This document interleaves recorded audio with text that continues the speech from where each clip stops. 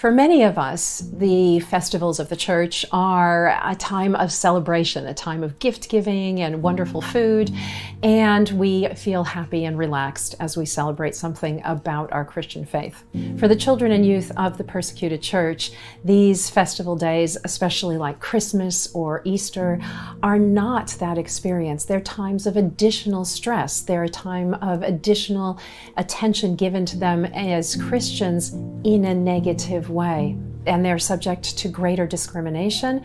Perhaps there's a heightened fear that there will be specific attacks, and there's that tension that they're not able to celebrate the way the rest of the Christian world does, and feeling left out both from those Christian celebrations and out of sync with their local environment.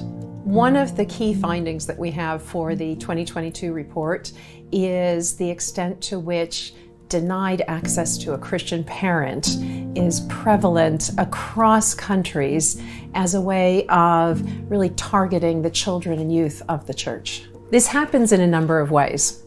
One of them is a kind of incidental separation between parents and children. For example, in Colombia, what we see is that the militia guerrilla forces will kidnap children or physically assault them, and therefore parents feel that it's safest to find another place for their children to finish growing up.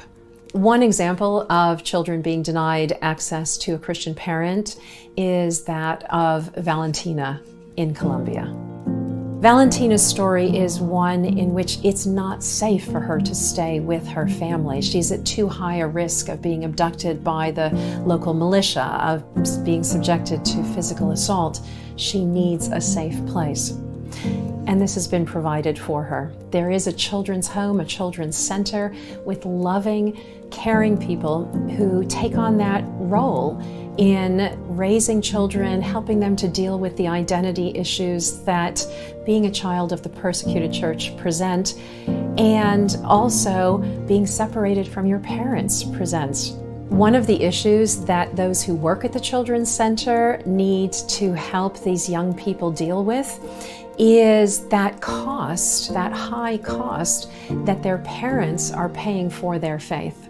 Therefore, it means that believing in Jesus isn't just something that I decide in a bubble, but it has consequences.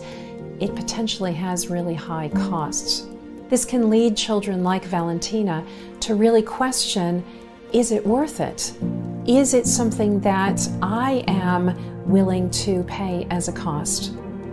And who is this God who allows parents and children to have to pay such a high cost to follow him? One of the challenges in doing this children's report is the awareness of just how many children and young people are impacted by these strategies. And we're only able to physically help a small portion of them because these things happen in private, domestic places so often.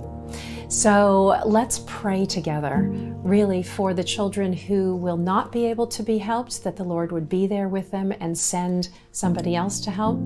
Let's also pray that those who work with our Open Doors partners will be put in touch with these children who'd like to continue to walk with God, who'd like to continue to learn about who is Jesus. Let's pray that God would provide ways for us to be able to answer their prayers.